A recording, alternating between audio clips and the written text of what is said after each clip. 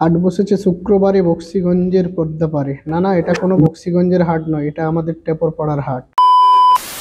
Hello friends, welcome to another video. আমি মিলন আবারও হাজির হয়ে গেলাম নতুন একটি ভিডিও নিয়ে আপনাদের সামনে। তো বন্ধুরা, এই মুহূর্তে আমি রয়েছি আমাদের গ্রামের বাড়িতে এবং এখন যাচ্ছি আমি টেপরপাড়া বাজার। তো বন্ধুরা, সেই বাজারের কিছু অংশ আমি আপনাদের সামনে তুলে ধরবো। ভিডিওটা স্কিপ না করে সম্পূর্ণ দেখুন এবং আমার চ্যানেলে নতুন হলে প্লিজ চ্যানেলটিকে সাবস্ক্রাইব করুন। এই যে দেখতে পাচ্ছেন, ভাই স্কুটি নিয়ে রেডি হয়ে গেছে এবং আমি ওর সাওয়ারি এখন। তো বাজারে যেতে যেতে তার মধ্যে দু একটা কাজ সেরে নেবো, যেমন বাড়ির গরুর দুধটা আমরা একটা দোকানে দেবো গিয়ে, সেটাও আপনাদের দেখাবো। এখানে আমুল ডেয়ারি রয়েছে, তো সেই ডেয়ারির কিছু এজেন্সি এখানে দুধ নেয়, তো তাদের কাছে দুধটা দিয়ে আমরা বাজারে যাব। এই যে দেখতে পাচ্ছেন, ভাই বাইক চালাচ্ছে।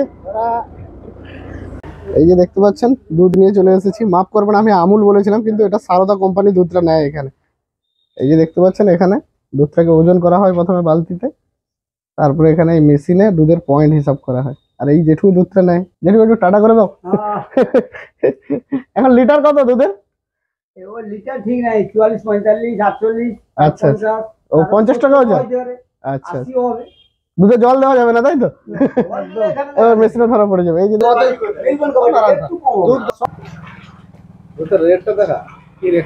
রেটটা তো ডিসপ্লেতে উঠে দেয়নি, ছোট ছোট ডিসপ্লে প্রথম বাছুর যদি হয় একটু রেট কম হবে। দেখতে পাচ্ছেন, আর লিটার পড়লো 33 টাকা 20 পয়সা করে। দোকানে গরুর দুধটি দিয়ে আমি আর ভাই রওনা দিলাম হাটের উদ্দেশ্যে। তো হাটে যেতে যেতে দেখতে পাচ্ছেন যে রাস্তাটি দিয়ে আমরা যাচ্ছি, এই রাস্তাটি নতুন তৈরি হয়েছে আমাদের এলাকাতে এবং রাস্তার দুপাশে এখন পুরো সবুজে ভরা।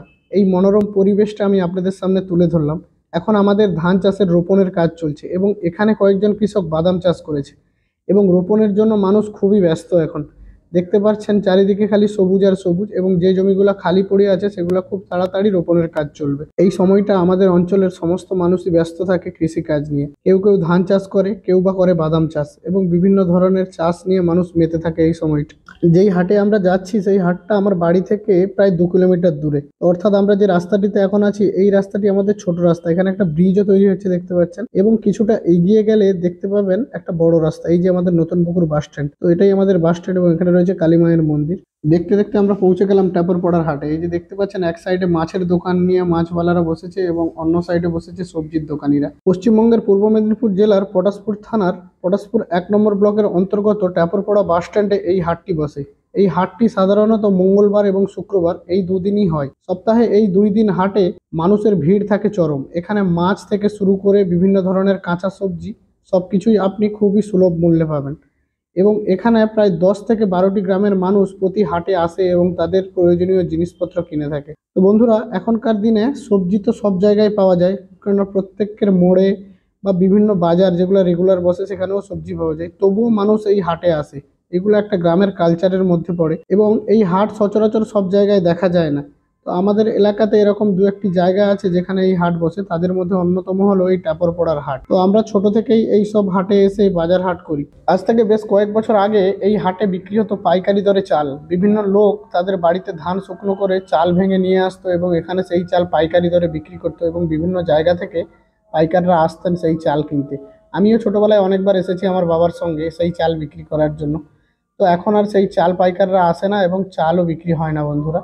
তো এখন শুধু সবজি এবং মাছ এইগুলাই বেশি বিক্রি হয় এখানে। তো দেখতে পাচ্ছেন মানুষজনের ভিড় এবং মানুষজন কেমন জুটিয়ে কেনাকাটা করছে এখানে। হয়তো এমনই কোনো হাটকে উদ্দেশ্য করে রবীন্দ্রনাথ ঠাকুর লিখেছিলেন হাট কবিতাটি। কুমোর পাড়ায় গরুর গাড়ি বোঝাই করা কলসি হাড়ি, গাড়ি চালায় বংশীবদন, সঙ্গে যে যায় ভাগ্নে মদন। হাট বসেছে শুক্রবারে বক্সিগঞ্জের পদ্মাপাড়ে। না না, হাট বসেছে শুক্রবারে টেপরপাড়া বাস স্ট্যান্ডের ধারে। কেমন লাগলো বন্ধুরা কবিতাটি, আপনারা বলবেন, এবং কার কার মনে আছে এই কবিতাটি প্লিজ কমেন্টে জানাবেন। তো ভাই এখানে কেনাকাটা করছে, আমি তার সঙ্গে সঙ্গে ঘুরছি ব্যাগ নিয়ে। তো দেখতে পাচ্ছেন, তো সবজি কেনাকাটা প্রায় আমাদের কমপ্লিট হয়ে এসছে। এখন আমরা যাব মাছ বাজারের দিকে। তো এখানে দেখতে পাচ্ছেন জ্যান্ত ট্যাংরা মাছ পুরো লাফাচ্ছে একদম। তো এখানে A to Z মাছ আপনি পাবেন প্রায় বলতে গেলে। এখানে ট্যাংরা থেকে শুরু করে শিঙি পর্যন্ত, এবং তেলাপিয়া কই থেকে শুরু করে দেশি কই, যেখানে রূপচাঁদ মাছও পাবেন আপনি, এবং কাতলা নিয়ে শুরু করে সিলভার কাপ, কাতলা, রুই, এইসব একদম ফ্রেশ মাছ পাবেন এখানে। গলদা চিংড়ি থেকে শুরু করে পেয়ে যাবেন ভেটকি, এবং এখানে রয়েছে দেখতে পাচ্ছেন মোরলা মাছ। আর এখন কি বলবো বন্ধুরা, বড় মাছের থেকে ছোট মাছের দাম আমাদের এখানে খুবই বেশি। এই যে ছোট ছোট মোরলা মাছগুলো দেখছেন কমসে কম 350 টাকা কিলো হিসাবে বিক্রি হচ্ছে, এবং একটা সময় এখানে খুবই পাওয়া যায় নোনা চিংড়ি, অর্থাৎ নদীতে যে চিংড়ি মাছটা হয় সেই চিংড়ির ঝুলটা আসে খুব। এই মুহূর্তে সেগুলো খুব দেখা যাচ্ছে না, কিন্তু সেই সিজনটা আসলে আমি হয়তো কোনোদিন আপনাদের দেখাবো।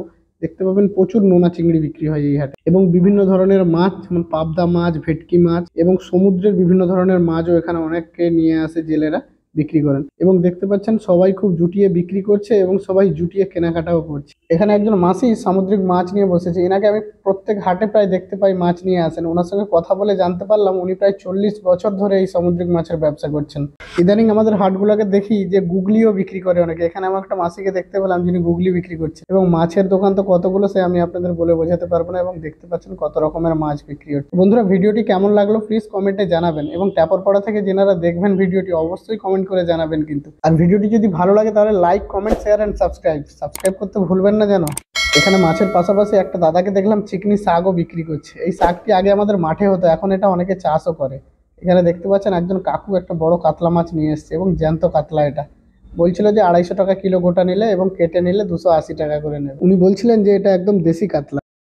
তো ফাইনালি বন্ধুরা বাজার হাট কমপ্লিট হয়ে গেল। তো এখন আমি আর ভাই বাড়ি যাব। তো চলুন বাড়ি থেকে দেখাবো আজকে ট্যাপরপাড়া হাট থেকে কি কি বাজার করলাম।